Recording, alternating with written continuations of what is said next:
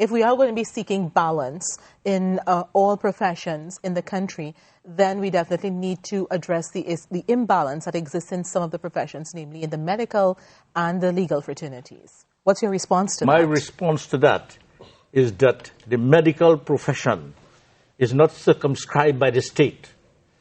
That is, you have the right to be a doctor if you want to be a doctor. As a matter of fact, the state pays for you to be a doctor. Anybody could be a doctor. You could be a doctor. The caller could be a doctor, so long as they want to study. You could be a doctor. And there are people of African descent who are the finest doctors in the land. But she's talking about the imbalance, to rectify the obvious imbalance. Yeah, the imbalance is choice. You have choice. Put that against that. You have the choice to become a doctor or a steel pan player. That was Mr. Maharaj on an interview with us a couple of weeks ago. We're talking about the issue of choice and the choices people have to fulfill their dreams in Trinidad and Tobago. And I want responses on you both because of what we've said with the accusations on either side, from Mr. Maharaj's side and Professor Kojo's side, on the conditions that ensued at the time that prevented people from really making effective choices. Let's start with Professor Kojo. What was the question? The question is, did the system at the time really facilitate real choices of the citizens in terms of the distribution of resources? I find that question, I don't know, I mean... It's a difficult question but for him to really speak the truth. I think that might be so, I guess, I'm sure you're right, but let me try. I do think what was being alluded to is, I don't think it's merely a question of choice. I think what you have are how, in fact, you do your recruitment processes, and whether or not the recruitment processes allow for the correct, a diverse selection. Intelligence is random, knowledge is random, and in societies such as this, even though some groups go towards certain kinds, it's true in any society, some groups go towards certain kinds of professions. If there seems to be a deficiency in one area of the profession or the other, that it behooves the state to see, ask why. It's not purely a question of choice. It's a question of resources, preparation, and how the state does that. To the degree that is not done, you have problems. Let me give an example, and then we hear Mr. Sad about choice and I can answer. About 3 or 4 years ago, I went to Howard. I think I said it here last time. At Howard University, the largest contingency of foreign students, about 3 or 4 years ago, are Nigerians. The second largest contingency are Trinidadians. And of those Trinidadians, most of them are in medicine. They go to medical school. Same thing is true in Mehari. And the fact of the matter is, what you have to try to understand and ask yourself, if it is that these students, who are mostly black, could make it and get into American medical schools, I know probably take the SATs early, what it is that prevents them from getting into the schools and the medical schools here? And that's a legitimate question. Now, I don't have all of the answers, but I would prefer to see it in that way rather than say, was it a choice you give me, boy? We like steel band or like medicine. I think it's a false choice. I don't think it's true. Did I say that? What you say, boy? Did I say that? Give me the clip again. Give me the clip again. I said some prefer medicine and some prefer steel band. And you were alluding to the fact in the context of there were more East Indian doctors in Trinidad and Tobago. So one would infer that as well. The African we like to beat pan and them like to do as opposed to going on the medical. No, we like to beat book. Yes, it's only now you talk about Howard University. No. Tell us, is Howard a black university? Has been described as a black university. The predominant students are black, yes. Well, it's a black university, so you expect this there. No. You see, when you are giving us facts from overseas, you select the facts. You should start by telling, this is a black university. No, but that's... Because you see, you have a strategy of quoting universities from all over. No, and nobody question you. But that's not the point I'm making. I am questioning you because I go quote, I'll quote Benares Hindu University too. Sat, you're saying on the clip that one has a choice. You'd like to beat pan, yes, or go and do medicine. No, the choice is not only these two areas. Black people like to beat pan when you like to beat book. I think that's not true. But I've given you a specific example which says that although we have that sort of disparity in those who study medicine here, the same people who are not admitted to medical school here go to a foreign university and do very well. And the question is simply, Why? I don't think the answer, I think it's a false choice about saying they like to beat pan or beat book. And I think it's a false choice, a false glorification that all we can do is beat pan, and then people who's a doctor, boy, them like to beat book and they're smart. Yeah, that is how you put it. But that's how you put it. No, I said you have been trying to impose a musical instrument on the Indian community.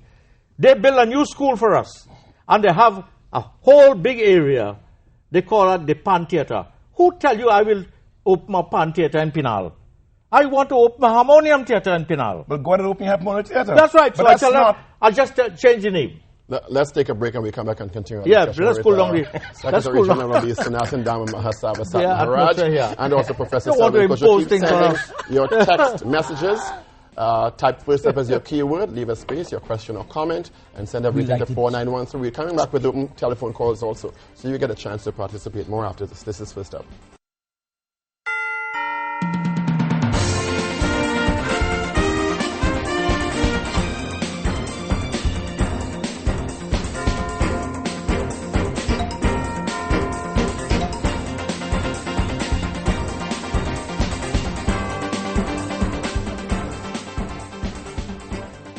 Welcome back to First Up. The Great Race Debate continues. We're really happy to have Professor Selwyn Kojo and, of course, the Secretary General of the Sanatan Dama Mahasaba, Satnaran Maharaj. Speaking of clips, we've compiled quite a number of clips for our producer, Khadijah Monroe. One of the clips is Harry Haranarayan in a recent comment he made on this show regarding East Indians and their genes, a quite inflammatory statement, and that I want Mr. Maharaj to respond to that. Let's play that and come back with more.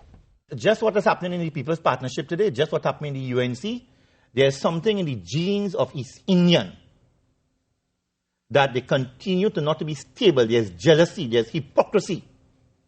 That's a pretty damning statement to make, Mr. Haranarayan. Casting aspersions of an entire ethnic group. I can bring recordings from IBN, from Radio Jagrati. I can bring cutout that was written in a column by Mr. Devant Maharaj, who's the minister today, the Attorney General. We had an advertisement in the credit union of a mixed person with that East Indian girl. And check certain website, and I will pass this information to you, and see the attack I face for that. All right, welcome, Mr. Maharaj, your response. First of all, that fellow there is not an expert on genealogy. He is an expert of disappearing money. Well, that's an allegation. That's not an allegation. I could bring 100 people here. If you went out, you get 100 people who said their money. Let's take from the disappearing money. Let's stick to comments about East Indians. That is not true. Absolutely. What he knows about genes. He knows nothing about money because it's all disappeared. 600 million. He knows nothing about nothing. He is now trying to defend himself. What he is saying, he got a Hindu credit union. A Hindu credit union, you know. He decided to open it to everybody because now he's a businessman. He opened it to everybody and then he hired a set of goons to go and collect. He can't find them. He can't find the people to collect the money. So he has to make excuses now. Blame everybody except himself. Mismanagement, he knows nothing about that. So I'm not going to waste my time. Let me waste my time, if I have to waste it at all, on my good friend, Professor Kojo. Not him. He has to answer for the people's money. Let's talk about Professor Kojo. How can we get this discussion past this space it's in? What space? First of all, we must clear the decks about all the wrong things and the attempts to start a race war and to start a religious war. But there are many people who would accuse you, Mr. Maharaj, of wanting to incite a race war let them accuse me and start it. And they've also accused Professor Kojo of wanting to incite a race war in the country. This is his column. This is his column.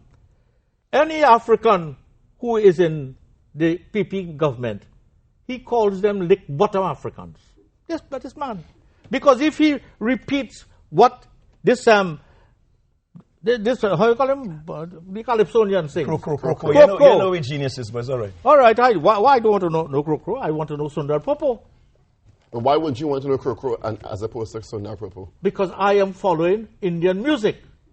So as a Trinbagonian, can't you appreciate all music coming out of Trinidad? No, I don't appreciate Crow. Well, Crow is one person, but can't you appreciate all I music? appreciate other people who sing. Well, I appreciate my good friend here. Although he spins everything, I still appreciate him. Listen to what he writes here. He calls the name, he called the African name. Look at all the Africans. Kamla was the queen. Jack Warner was the king. And the royal retinue included resurrected Africans such as Macandal Daga, Errol MacLeod, Ashford Jack, Rupert Griffith, Winston Peters, all of whom Crow characterized as lick-bottom African, lick-bottom. So he picked every African. And what he say, you see, he's saying Crow say. But he quotes that. That to him is important. That they are all. But you working in a government station. That's what he means. That by extension, you are working in a government station, the PPP government station. You are lick bottom of. It is the station of PPP Trinidad and Tobago. An extension of This is the state entity. An extension of this argument. Everybody who work in here. Let Professor Kosher respond, please. Yeah, No, he could respond. I think my... Got your own paper, man. I cut this out and bring it here for you. There's another sentence that qualifies that. Where are we? And I said, after this, you're speaking in little bits, You're taking in grab. You have to go the whole thing. If you give me half an hour, one shot, I will do Let it. me do the grab thing. But there's a second sentence that qualifies that, which says,